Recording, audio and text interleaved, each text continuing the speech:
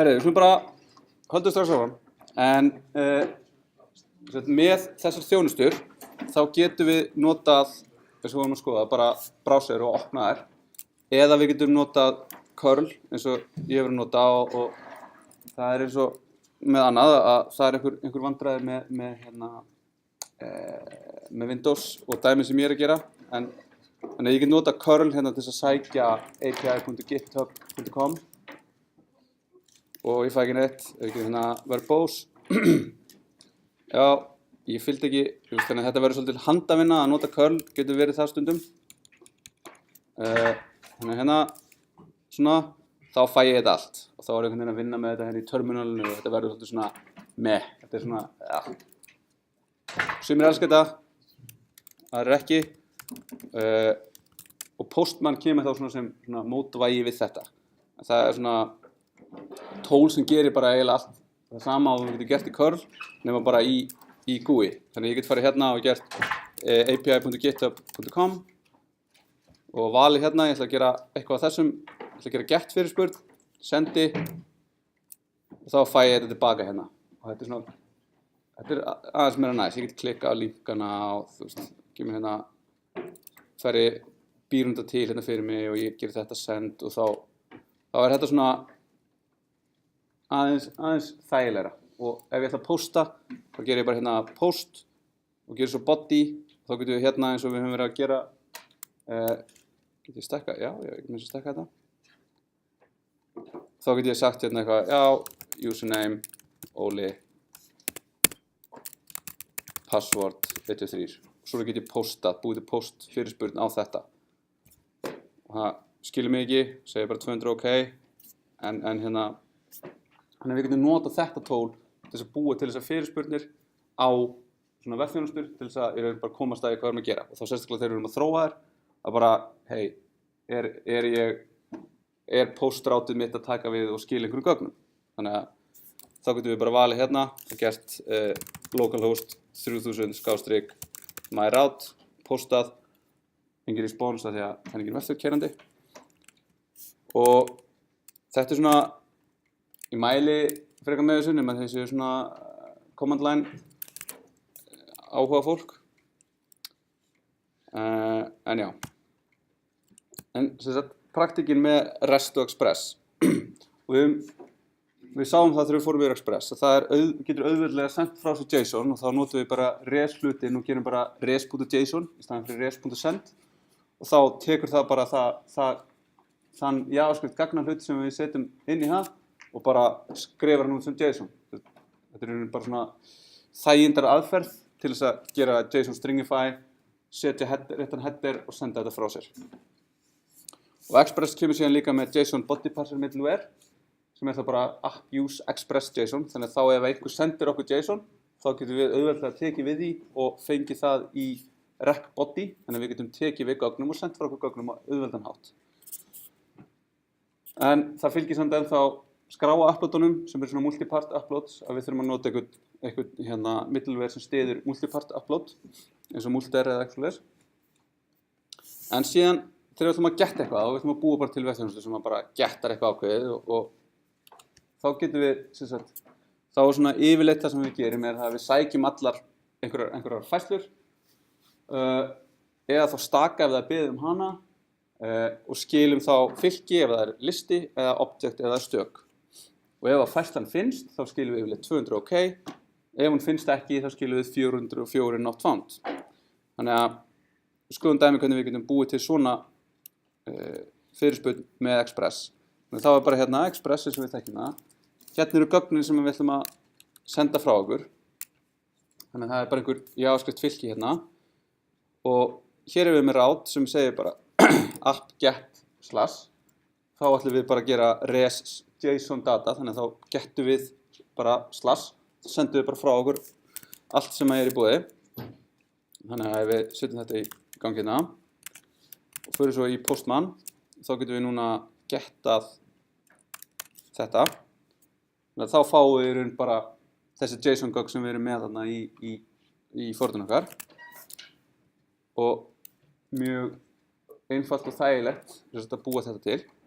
og svo getum við viljum við sækja staka færslu, af því við viljum gera eitthvað sérstakt við hana, þá getum við búið til svona dynamic route með paran inn í sér, sem þá ID-ið á færslunum sem við ætlum að gera. Og svo hérna nú bara fyrir þetta dæmi, finnum bara færslun í þessum lista sem með ID-ið á það sama á ID-ið sem við erum að biðja og við erum með þetta sem integer, þannig við þurfum að gera parse int hérna. Ef við finnum það item, þá skilum við því bara. Annars skilum við res status 404, þannig að þá segjum við þetta fannst ekki og eitthvað JSON sem segir þá líka svarið. Það svona yfirleitt skilur maður ekki tómu svarið þegar það eitthvað svona, heldur eitthvað svona not found eða eitthvað, þú gerðir einhver mistök. Þannig að við reynum að vera svona aðeins kurteis, þó svo að það sé ekki nema bara að senda not found. Þannig að þá getum við gert þetta, þá fáum við stakið hérna 1.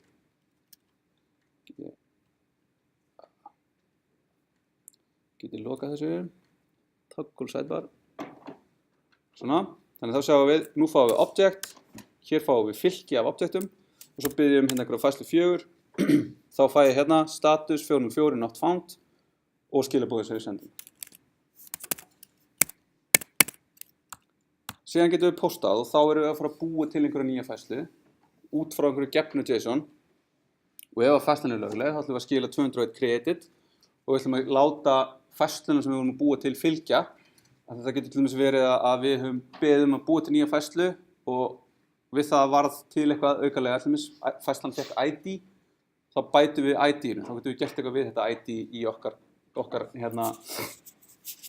client. Og ef færslan er ekki lögleg, sem gögnin er ekki gild, þá ætlum við að skila 400 BAT request. Og þarna kemur eitt svona gotcha við Express og JSON. JSON-milliverið er það að ef ég sem notandi sendi bara eitthvað bull í JSON-ið sem er bara ekki gilt JSON, þá þarf að túlka það, þannig að serverinn þarf að túlka það. Og ef serverinn túlkar það og segir bara eitthvað, hei, þetta er vitlaust, þá bara kastar hann villu, það er bara throw einhver parse error og við munum grípa það í okkar villumeðhöndlun og í okkar villumeðhöndlun erum við yfirleitt að skila 500 villu, en þá erum við að segja, þú client sendir mér vitlausgögn og þá er ég alltaf að segja að ég hafi gert einhver mistök, en það varst þú sem gerir mistök. Þannig að við þurfum einhvern veginn að vita af þessu og láta notandan vita þá, hei, þú sendir mér ógilt JSON. Og þá þurfum við bara að bæta athugun, þið getið leitað og fundið nokkra þræðum það hvað sé besta leiðin og þetta sé skelfileg leið sem ég er að mæla með hérna, en þú veist, hún er einföld og hún er skiljanleg. Þannig að við bætum við hérna, ef að villan sem við fáum er instance af syntax error og það er body í henni, þannig að það er eitthvað body í hérna villu skilabóðunum, þá sendum við 400 villu með villu skilabóðunum invalid JSON. Þannig að þá getum við sett þetta inn í villumeðhöndlun okkar og þá erum við ekki lengur ábyrg fyrir því að vera að svara fyrir villust JSON. Og þá ef við skoðum dæmi það, þá er það eins hérna, nema við bætum við einhverjum errorhandlera þegar nú erum við að fara að taka við gögnum, þannig að það eru líkur á því að við eitthvað geti komið upp, þó svo að það hefði alveg getað gerst í hér dæmi líka, en það mun eitthvað komið upp hérna. Og hérna erum við með eina færslu, þetta sem er ID1, við getum sótt allar færslunar hérna aftur, síðan getum við postað og þá ætlum við að búa til nýja færslu í þessum hérna lista. Og þá er það í raun bara title sem skiptir okkur máli. Þannig ef við skiptum hérna og við getum núna aftur, þá er bara ein færsla, þá getum við skipt hérna yfir í post og við getum farið yfir í body og við getum sagt hérna formdata ef við varum að emulera það hvernig við sendum form, en við erum ekki að senda form, við erum að senda JSON. Þannig við förum inn í raw og veljum JSON og þá getum við bara að skrifa hérna JSON, þannig að það er að skrifa bara eitthvað hérna aha og nú sendi ég þetta, þá fæ ég hérna BAT request invalid JSON og fáum hérna villuna hérna syntax error unexpected token in JSON. Þannig ef við tökum út þetta og kveikjum aftur og sendum hérna, þá fáum við bara 500 internal server error. Þannig er munurinn á. Ég geti bara eitthvað, hei, þá hringi ég í einhvern eða sendi einhverju tölvupóst, hei, vefþjónustan er biluð og þá bara eitthvað, nei, hún er ekki biluð, þú varst að senda eitthvað vitlaust, En þú veist, það þarf að fara út í það þegar ég sem vefþjónn að senda frá mér misvísandi skilaboð. Þannig að höfum þetta inni og skrifum hérna gilt JSON. Þannig að þá það hérna title og við ætlum að hafa það null. Sendum internal server error length of null, ok, illa skrifa for it af því að það ekki verið að hérna grípa þetta. Setjum tómastrenginn, sendum það, þá fáum við tilbaka 400 battery request. Field title error, title must be a non-empty string. Þannig að segja, þú varst að reyna að búa til nýja færslu, en ég sem þjónn, ég gúttar hann ekki af því að ég vil hafa title á þessu af því að það bara þannig sem þetta á að vera. Þannig að ég þarf einhvern veginn að bæta þessu og ég get sett hérna ASDF, sendi, fæ tilbaka 201 created og færsluna title ASDF og ID-ið á henni. Þannig að ég get haldið áfram hérna, ég get búið til, það alltaf ID-ið að hækka, þannig að ég alltaf búið til nýja færslur. Síðan get ég gettað rótina og þá fæ ég hérna 2, 3, 4, 5, 6 alveg niður í 9. En það sem við gerum hérna það að við, út af því að við erum að nota hérna express.json passirinn, þá höfum við aðgang á body og það búið að passa JSONið og setja það inn í body fyrir okkur. Við deconstructum það hérna með því að nota title, deconstructum title út úr body og ef að title ekki skilgreint, þá ætlum við að setja það sem tómastrenginn og síðan ætlum við að athuga, title af lengd 0 sem að það hérna út af því að það annarkvort eitthvað úr þessu, eins og þarna gerði ég null á hann, þá var þetta null.length sem var bara villa, þannig að það villan. Þannig að við getum gert hérna type of title jafnt og string eða þá þarf það annarkvort að vera strengur eða þá ef það strengur að vera lengra en 0 eða ekki 0. Já, allavega og þá ætlum við að skila hérna restatus 400 JSON villu skilabóðunum okkar og þá returnum við hér, þannig að þá höldum við ekki áfram. Við erum bara klárum responsið. Annars þá þetta í lagi, þannig að við sættum okkur við þetta. Þá finnum við bara hérna, við finnum hvað næsta ID og hækkam það einn. Það leitar bara í listanum og reducerar það niður í næsta ID. Það þá sett sem nýja færslan. ID á henni næsta ID og title. Við pushum því á hérna, datafylkið okkar og við skilum iteminu sem við byggum til. Þannig að hérna getum við séð þetta sem við erum að gera í curl. Þá ef við keyrum þetta hérna, þá þýðir það hérna, við ætlum að vera með þetta sem verbose, þannig að við fáum í raun allar upplýsingar samskiptin sem eiga sér stað. Við ætlum að setja headerinn content type sem application JSON. Við ætlum að senda data sem einhvern streng hérna og við ætlum að gera þetta á localhost. Og við það að setja data hérna, þá setur curl sjálfkrafa post. Þannig að við keyrum þetta og þá fáum við þetta sama hérna. Þannig að við fáum þetta aðeins meiri detailar svona. Fáum alla headera hérna og við fáum hérna, ekkert svar, hérna 400 battery request. Og þannig að við erum að fá sömu upplýsingar. Við getum séð alla headerina líka hérna í Postman með því að fara inn í headers, þá sjáum við sömu headerina hérna. En curl getur oft verið meira, getur verið þægilega til að senda það á milli. Ef maður með einhverja villu sem maður er að debugga, þetta curlið sem að framkvæmur þessa villu. En næsta dagskrá, put, það uppfærir þessi færslu að öllu leyti með einhverju gefnu JSON. Og ef að færsla finnst ekki, þá ætlum við að skila 404 not found. Ef hún er lögleg, þá ætlum við að skila 200 OK og stundum skilum við færslunum með. Og ef að færslan er ekki lögleg, þegar við erum að fara að uppfæra einhverja færslu, þá ætlum við að skila 400 battery request. Þannig að þá verður þetta svona samansapn af þessum fyrstu tveimur dæmum. Við þurfum að finna hérna ID-ið hérna. Við getum bara að nota hérna app.put. Þannig erum við að nota í fyrsta skipti eitthvað annað en get eða post. Við notum það bara eins og hitt. Og það virkar alveg eins. Þannig við getum sagt hérna, það er að finna eitthvað ID. Við þurfum að finna það út. Við þurfum að finna title úr body. Við þurfum að tjekka hvort það sé í lagi. við þurfum að tjekka hvort við finnum itemið eins og áðan. Ef að það í lagi, þá ætlum við að segja bara item title jafnt á nýja titlein, svara með 200, af því við erum ekki að búa til nýja færslu, þannig að við skiljum 200 OK, en ekki 201 created, af því við erum ekki búið til, við erum bara að uppfæra eitthvað, og itemið sem við vorum að búa til. Og síðan, ef að það í raun þetta á ekki við, þá sendum við 404 af því við fundum ekki færsluna.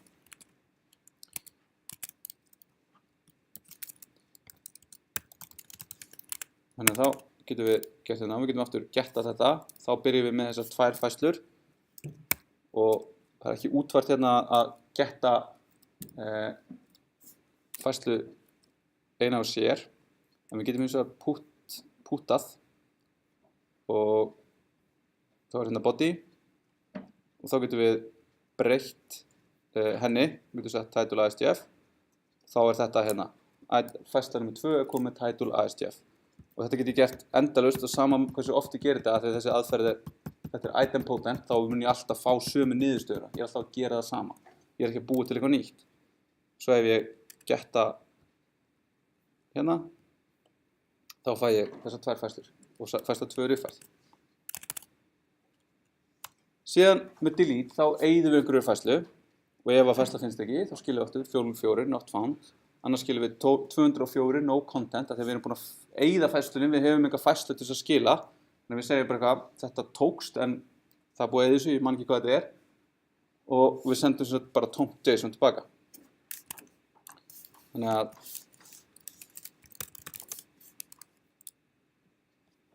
þá fáum við hérna, getum þetta og við erum með 4 færslur og nú getum ég bara sagt delete 1 og ég eyði henni 204 no content og ég get gert þetta hérna, þetta í rauninni ekki að gera neinar auka breytingar af því það búið að eyða færslunni og eyða færslu sem er ekki til, gerir ekki neitt nefnum bara að segja okkur hún sé ekki til þannig núna geta ég hérna og þá vantar færslu 1 en þá hérna delete, þá það bara eins og put og get og post, það bara eitthvað sem við erum með hérna á app delete finnum færsluna, ef hún til, þá splæsum við fylkinu, fjarlægjum úr fylkinu með splæs og sendum 204, annars sendum við 404. Þannig að svona getum við búið til vefþjónustu sem að gera eitthvað að viti og það sem við þurfum þá að gera er bara að breyta því hvernig við sækjum þessi gögn í því að vera að sækja á gagnagrunni eða við getum verið að eyða einhverjum skrám eða búið til skrár eða myndir eða whatever. En þannig erum við komið með eitthvað tól til þess að búa til eitthvað sem að einhver önnur forrit geta síðan notað. Og þetta sem sagt, svo núna komið næsta skref í þessari vefþjónustu þróun og það GraphQL. Og það ekki tilraun kannski, svona villust sagt þarna, þetta ekki tilraun, þetta í notkun og þetta var þróað og stutt þetta open source verkefni af Facebook og öll samskipti í Facebook held ég að fari fram í gegnum GraphQL þannig að þetta ekkert eitthvað tilraun, þetta bókstaflega á stærsta skala sem til í heiminum í dag og þetta svona svipað og REST, segir ekki til hvernig þú ætti að nota Node og þú ætti að nota þetta til þess að gera þetta. Þetta hins vegar skilgreinir típukerfi og fyrirspurnamál og that's it. Þetta segir bara eitthvað svona skilgreinir við típurnar okkar, en típurnar okkar eru greinar og userar og flokkar og eitthvað svona og svo einhver fyrirspurn til að spyrja hver þessi notandi og þetta mjög svipað á REST nema þetta ekki með neitt meira en þetta bara mjög létt, lightweight og það til mjög margar útfærslur og tól í mörgum málum og þá getum við sagt, það eitthvað project, það með name, það strengur, það með eitthvað tagline, það strengur, það með contributors og það fylki af users, þannig að þetta nota svona JSON líki, þetta ekki gilt JSON, en þetta svona eins og typing system í TypeScript og við búum svo til þetta type og svo getum við búið til fyrirspurn ón á þetta, ég vil fá project þar sem name GraphQL og þá vil ég fá bara tagline og þá fæ ég tilbaka svar sem JSON, project, tagline, eitthvað. Þannig að þarna verið að leysa tvö stærstu vandamálin við REST á skala, á stórum skala. Þetta að við sem að gera ógeðslega margar fyrirspurnir til þess að fá öll gögnin sem við þurfum. Og þá kemur það úr því að ef þið eru á Facebook og það að sækja hérna, já, þetta eru tengdir vinir og þetta nafnið og prófílmyndin af þeim. Og þá bara eitthvað, já, þetta eru 10 tengdir vinir og ég þarf að sækja hérna myndirnar eru geymdar þarna, þannig að þetta var rosalega mikið af fyrirspurnum. Að þá getur þú bara sagt hann eitthvað, já, ég ætla að fá related friends, þar sem að userinn er þessi og ég ætla bara að fá name og image. Þá getum við búið til UI bara út frá því. Þannig að það leysir síðan hittmálið sem er það að við fáum allt og mikið af gögnum og verða að senda mikið af gögnum yfir vírinn. Það sem þú kannski nota bara 10% af svarinu er náttúrulega bara svolítið wasteful, sérstaklega þegar þú ert að gera kannski 100 milljón fyrirspurnir á sekundu, þá telur það frekar hratt. Þannig að þetta er svona þetta. Og við ætlum ekki að fara neitt sérstaklega í þetta, en þetta er mjög næs og það er mjög næs tól fyrir þetta. Og Facebook má eiga það að hafandi ráðið alla fremstu tölvunarfræðinga sem útskrifast hafa senstu 10 ár, þá er náttúrulega smá brainpower þarna og þau eru að gera mjög góð tól. Og svo er Facebook með, já. En ok, þannig núna svona sjáum við hvernig við getum hannað vefþjónustur. Það er næsta verkefni, er að taka þessi dæmi þarna og í staðinn fyrir að vera með þetta datafylki, að nota það sem við erum búin að gera í verkefni 2, að tengjast við eitthvað gagngrunn og útfæra það að sækja gögnin úr gagnagrunnum og birta þau svona á stöðuðu formi, breyta þeim eða eyða þeim, eða búið til ný. Og stór kostur við þetta fyrir þau eitthvað sem eru ekki svona CSS inclined, finnst eitthvað svona CSS er svo flókið, það er svo umulegt að drast. CSS er frábært, en ég virði það að ykkur finnst að kannski vera svolítið svona torfstundum og þarna er ekkert, þetta er bara svona, þetta er fullkomin lógík. Ég sendir inn eitthvað og ég fæ tilbaka eitthvað bara gögn og ég bara, þetta er allt. Þetta er ekkert eitthvað, ég þarf eitthvað að flóta þessu hérna og láta þessa mynd fylla út í þetta eitthvað svona, þetta er bara pure. Og síðan þegar þið farið síðan í framhaldinu að smíða eitthvað eigin vefþjónustu, þá eru svona nokkuð hluti sem er svona vert að hafa í huga. Að þetta er töluvert ólíkt því að hanna vefi með eitthvað útlit. Þannig að þið eru ekki að díla við CSS og það fylgja því kostir og það fylgja því líka gallar af því að neytendur eru aðrir forritarar og verandi forritarar og þekkjandi forritarar, þá vitið að forritarar eru mjög svona pedantic og svona þetta er ekki alveg rétt hjá þér. Þannig að ef maður gerir þetta ekki nógu vel þá getur maður fengið svona. En það er náttúrulega á endanum forritin sem er eiga við þetta og forritin get ekki hort á útlitið og segja, já, það er eitthvað, myndin er eitthvað misaligned hérna, en ég skil hvað að vera. Þú fær bara eitthvað villu og það virkar ekki neitt og það er ekkert að fara að gerast af því að túlkunin þetta er bara svona búliðan, það er bara annarkvort virkar það eða ekki. Þannig að það er mjög minna rými til að túlka eitthvað eins og við getum gert með augunum okkar og heilunum okkar. Og það, sem sagt, getur sparað öðrum ótrúlega mikinn tíma að við vöndum okkur þegar við erum að búa til vefþjónustur. Ég talaði við 2 kollega mína, annar þeirra brenndi sér svolítið mikið á svona og eyða bara alveg gífurlega miklum tíma í eitthvað sem var bara síðan ótrúlega illa spekkuð vefþjónusta. Það sem að, já, nei, þú heldur að þetta gerir þetta, en það gerir nákvæmlega öfugt en það sem það er að gera. Já, þú heldur að þetta myndi sækja eitthvað? Nei, þetta eyðir því. Og eitthvað svona, og bara þetta því að það var bara svona, hugsanlega getur þetta er ekkert svona, þetta er ekkert gert af ílsku eða vonsku, þetta er meira svona, þetta er gert bara því að það eru 10 manns búin að vinna þetta á 5 árum. Og það er bara, það hefur engin, þú veist, lagað þetta bara. Það er bara eitthvað, ég veit ekki hvað ég gera, ég bæta bara við mínu í mínu hotni hérna. Og það þarf að hugsa vel samræmi. Bara ef við köllum hlutin einhvern tímann einu nafni, þá skulum við kalla það á öðrum tímapunktum líka. Skulum ekki vera að kalla eitthvað name hér og title þarna og header þarna. Þegar veiti þá þetta alltaf það sama eða hefur þetta einhverja aðra semantík í þessu samhengi? Og samræmi þegar við hönnum úrinn, urlinn, ekki vera að kalla eitthvað get users, vera svona með products og skrifum hlutinu bara út, ekki kannski bara categories, eða bara vera með product, vera með eintölu hér en fleirtölu þarna og vera að blanda þessu milli og þannig að það verður bara svona rosalega skrítið bara eitthvað, þú heldur þetta að vera svona en nei, það er öðruvísi.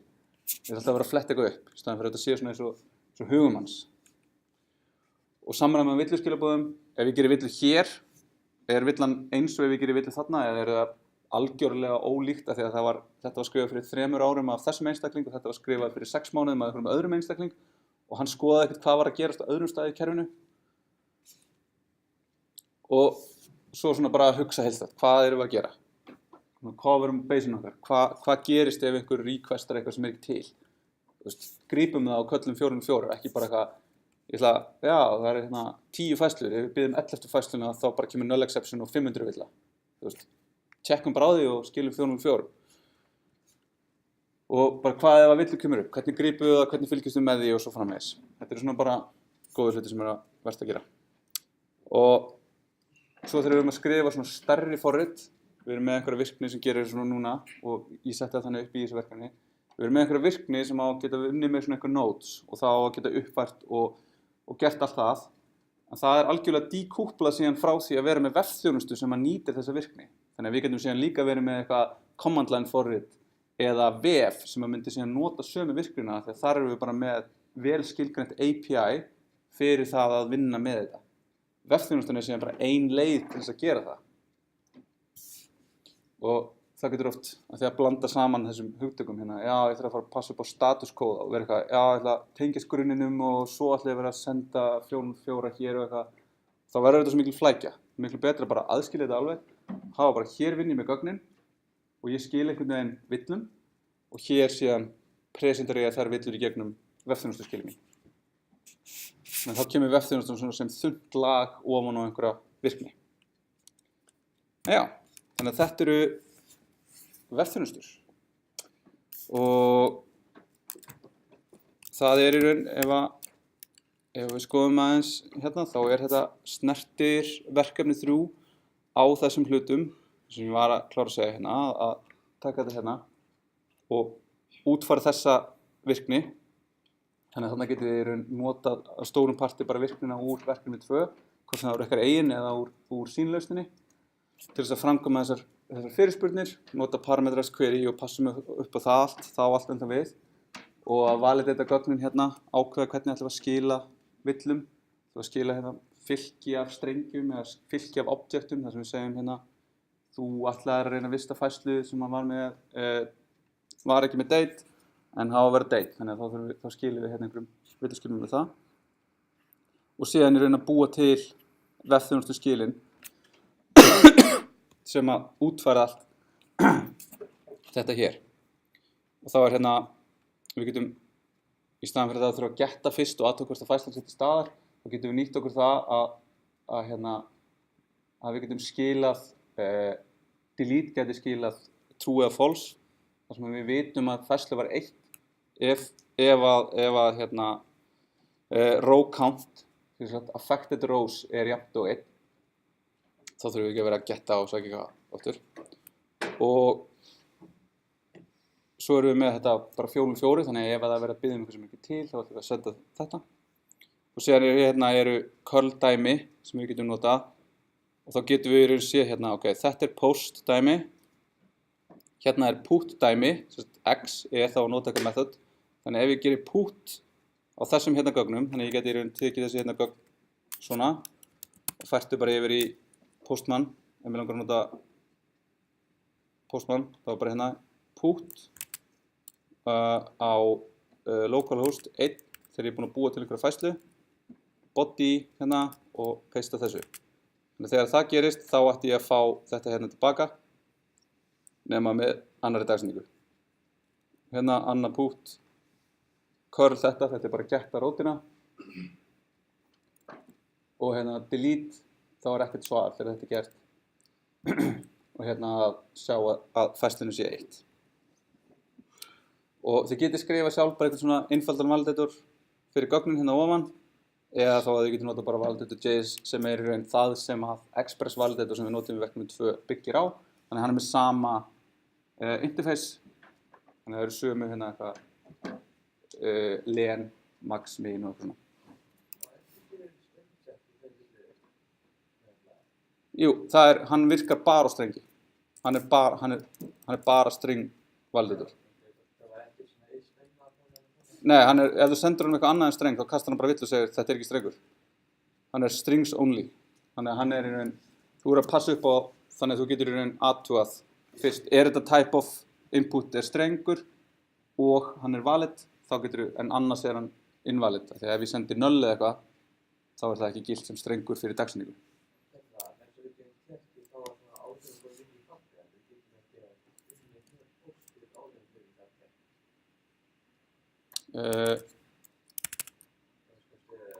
Jú, eins og hérna, ef ég væri að fara að búa til þetta hérna, þá myndi ég taka þessa hérna virkni í raun, hérna búið að blanda saman virkni sem vefþjónustan og að búa til færsluna. Þannig ég geti í raun refactor þetta með því að taka þetta hér og búa til eitthvað hérna sem heitir function create item title og pesta það hér.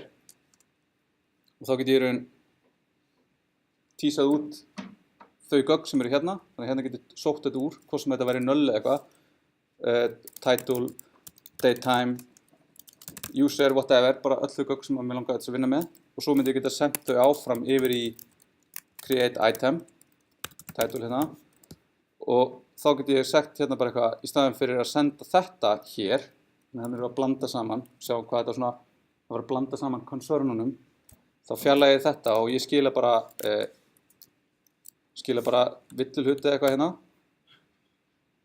og þá getur við gett hérna item, create item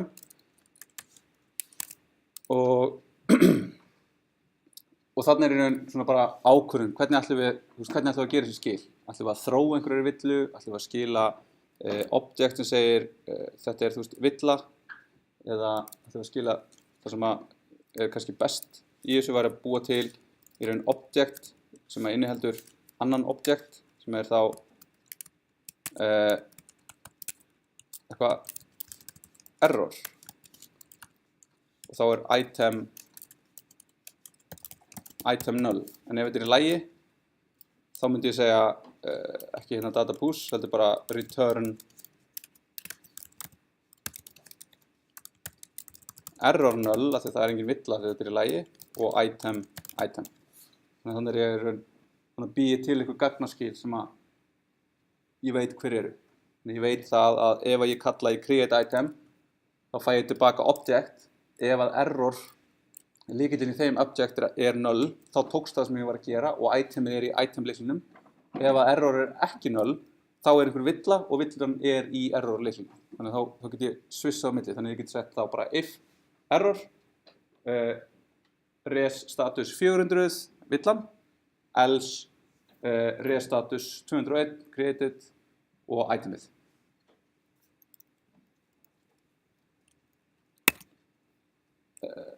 Svona, en tökum svona 10 mínútur og förum svo aðeins í auðkenningu, frekar auðkenningu.